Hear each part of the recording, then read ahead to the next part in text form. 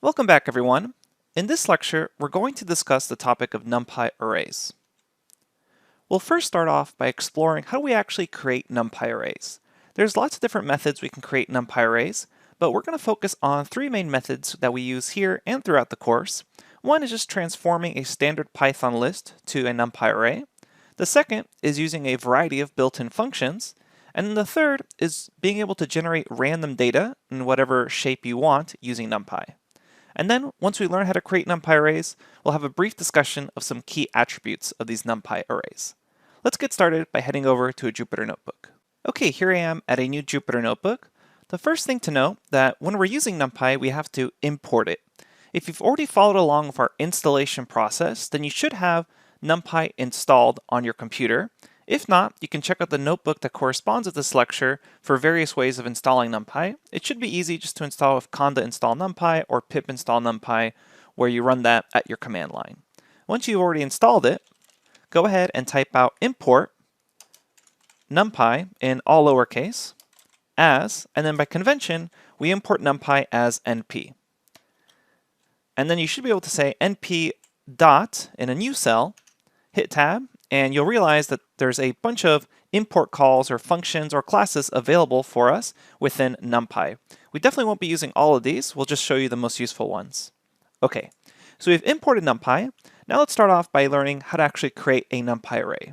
One way we can do this is directly transforming or converting a Python list.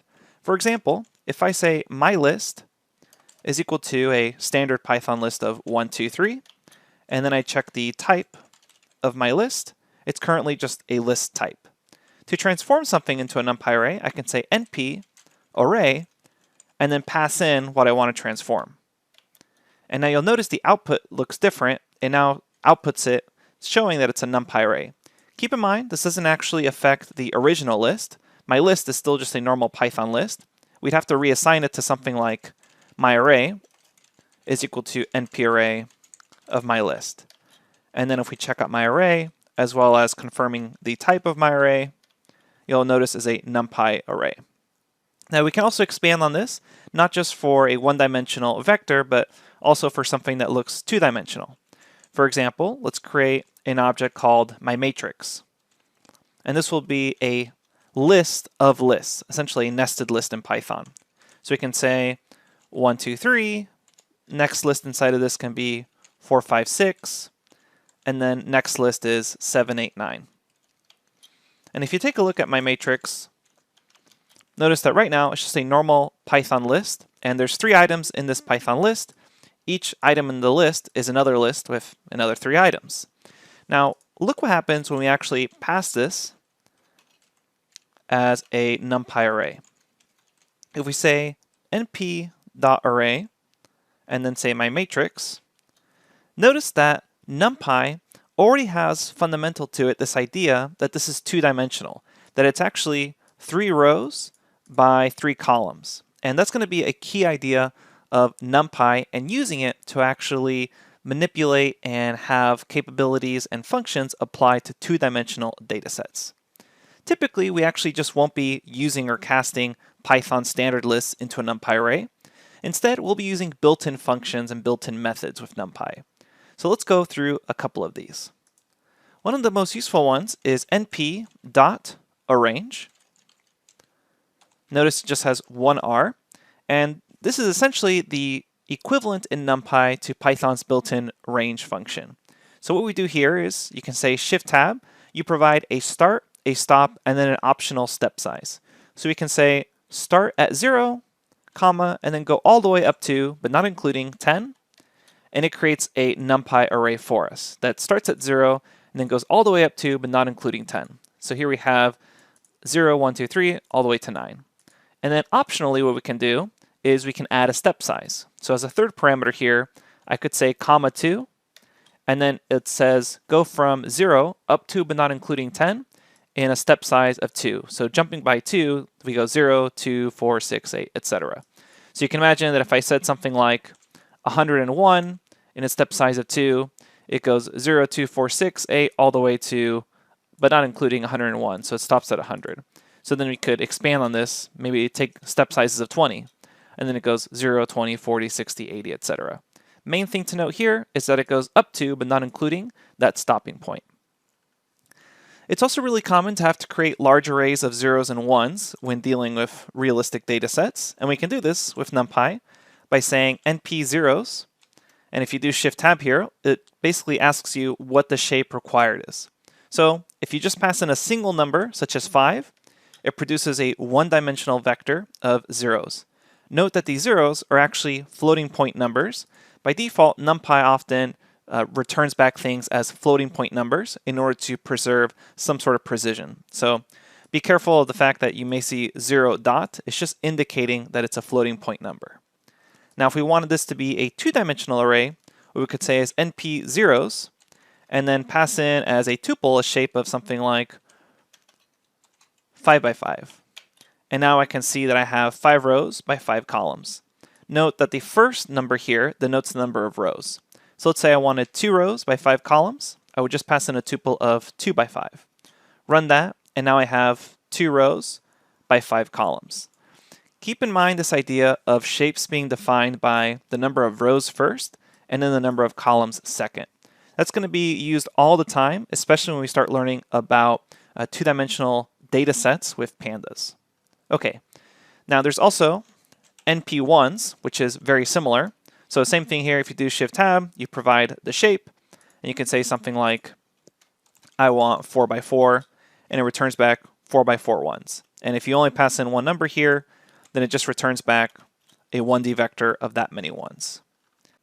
Another useful function for creating a NumPy array is the linspace function. So we can say np.linspace. And what this function does is it returns evenly spaced numbers over a specified interval. Be careful not to confuse this one with NumPy arrange. It works with a different syntax. So let me show you how this works. What this is going to do is it's going to take a starting point, such as 0, and then a stopping point, such as 10. And then the third parameter, if we take a look at Shift Tab here, it's actually num, which is how many numbers do we want in between this start and this stop. And by default, this endpoint is included. So let's actually show you an example of this. What this is asking for is going from 0 to 10, give me 3 linearly spaced or evenly spaced numbers over that interval, which means it will return back 0, 5, and 10. Notice the space between these numbers, 0 and 5 or 5 to 10, is evenly spaced. And we get back a total of 3 numbers. So let's expand on this. Let's go ahead and ask for 11 numbers evenly spaced. And this is going to give you back 0, 1, 2, 3, 4, etc.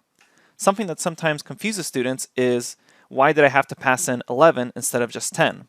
The reason for that is because we're actually including this endpoint. So if we go from 0 all the way to 10, that's 11 numbers, not just 10 numbers. So often students accidentally expect 0, 10, 10 to look something that's very easily readable, but instead here you're going from 0 to 10 with 10 evenly spaced numbers. So just keep that in mind. You often have to add one more. So for example, if we're going from 0 to 5, and I want some evenly spaced numbers that are human readable, if I do 21, that gets me back the space of 0.25. So just something to keep in mind, the way linearly spaced works, it's going to include that stopping point. So it's just the start, the stop, and then how many numbers do you actually want there. So I wanted 21 numbers, which means if I were to check the length of this result, it should be equal to 21, the same number I wrote here. Okay. And then lastly, another function you can use is the I function, which creates an identity matrix. While we won't really use this during the course, it is a big part of linear algebra. So in case you're curious of how to create an identity matrix, it's just np.I, and then you pass in a single number. And the reason it's a single number is because an identity matrix is always known as a square matrix. It has the same number of columns and the same number of rows, and it's just a 1 along the diagonal. Okay, so that's the NumPy identity matrix. We won't really use that throughout the course, but it's worth mentioning since it's quite a common use case in linear algebra. All right, so we just covered a variety of NumPy functions that allow us to create arrays with a defined starting point or stopping point, or with a shape of certain numbers like all ones or all zeros. let's go ahead and discover how we can create random distributions of data. Now there are lots of different distributions to choose from, so we'll be covering a few functions here. Luckily for us, NumPy comes with its own full random library. If you say np.random. And then hit tab, you'll realize that there's tons of built-in functions and classes reflecting lots of different effects you can use for random data. Now, the first one we're going to learn about is the simplest, which is just .rand or .rand. If you ever have any questions on these, you can always just do Shift-Tab in Jupyter or call help on this function, and then you'll realize it'll give you the full information of what it's actually doing. .rand, what it does is you give it a shape and it will populate it with random samples from a uniform distribution over the points 0 to 1, where 0 is inclusive and 1 is exclusive, meaning it can actually return back 0, but it can't return back 1. Okay, the other thing to note here is the keyword that it's a uniform distribution, meaning all those numbers between 0 and 1 have the same likelihood of being picked. So let's just go ahead and ask for one number. And it returns back this array consisting of just a single number that happens to fall between 0 and 1, which makes sense. All these numbers should fall between 0 and 1. And every time you rerun the cell, you'll notice it keeps giving us back a different random number. Your numbers should be different than mine since it's also random. Later on, we'll talk about setting seeds.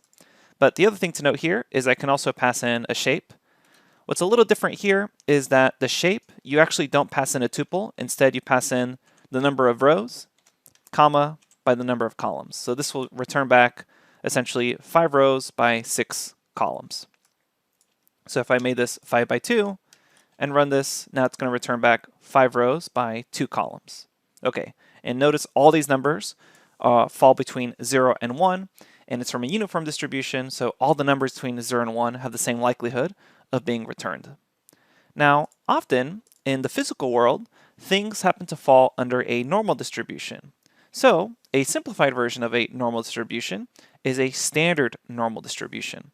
And we can use np.random.randn in order to create samples from a standard normal distribution. So we can expand on this. And what it does is returning from a standard normal distribution. You can check out the Wikipedia page on standard normal distribution for more information on that. But basically all it is, it's a normal distribution where the mean is at 0 and the variance is 1. So since the mean is at 0 and we have a standard normal distribution on top of that, it relates the fact that we can actually get negative numbers. However, the numbers that are closest to 0 have a higher likelihood of being selected than numbers further and further away from it. Okay, so the way this works is very similar to .rand. You can either ask for a certain set of numbers, like give me 10 numbers drawn from a standard normal distribution, or you can ask for these numbers arranged in a particular shape. Maybe give me 2 by 3, and that's how it goes. Okay, so again, this is returning samples from a standard normal distribution. Okay, so again, because it's standard normal, values closer to 0 are more likely to appear than values further away from 0. So let's go ahead and show you another one, which is np.random.randint, which returns back random integers. So if you do Shift-Tab here, you can say a lower threshold and then a higher threshold, which is exclusive, and then it returns back numbers drawn from that. And it does it uniformly, so numbers have the same likelihood. But what's nice about this is they're integers, so it only returns back whole integer numbers. So we can say from 0 inclusive to 101 exclusive, so technically only up to 100, go ahead and return back, comma, however many numbers we want. Notice that it takes in a size argument. So I can either ask for, let's say, 5 random integers between 0 and 101, and it returns back those 5 random integers, or I can say, give this to me, but in the shape of a 4 by 5 array. So I can run that, and it returns it back as 4 by 5. Okay, so that is randint for random integer. You can imagine a use case for this, that if you're trying to model something after people's ages, you could choose 0 to 101 as your top, and then ask for well, go ahead and give me 10 random ages of people there. And there's 10 random ages in years. Again, lots of different ways we can use these random distributions, and we'll explore that, especially a lot more in the visualization section of the course. Something to note here is that when you're using random data and you're running different tests on it, it's very useful to be able to actually set a seed. And the seed is used to set a random state so that the random results can actually be reproduced. Keep in mind, the results themselves are still random, but you're choosing an arbitrary seed number so that you get a particular set of random numbers. And in order to do this, what you do is you say np.random.seed, and then you choose some sort of arbitrary number. And by default, in a lot of Python libraries, the arbitrary number choice is 42, which is a reference to Hitchhiker's Guide to the Galaxy, if you've read that book. And then go ahead and call your random number. And make sure you do this in the same cell. So let's go ahead and call random.rand and ask for 4 numbers.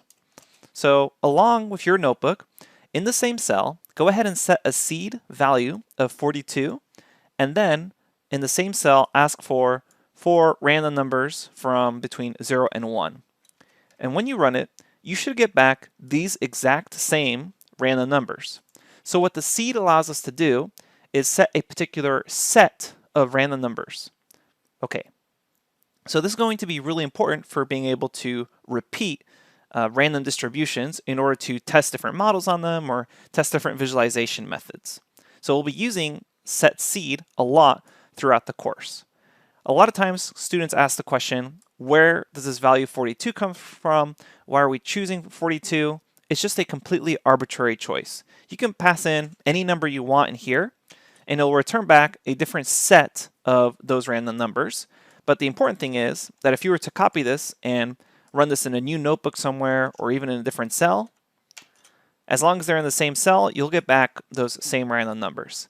Keep in mind that if you don't have the seed in the same cell and you start kind of asking for different random numbers again, what's going to happen here is you'll start getting different sets here. But if you ever need to reset the seed, you can always just copy this and then paste it in the same cell, run it again, and you're back to those original 4 random ones. To finish off this lecture, I just want to quickly go over a couple of useful attributes and method calls you can perform off an existing NumPy array.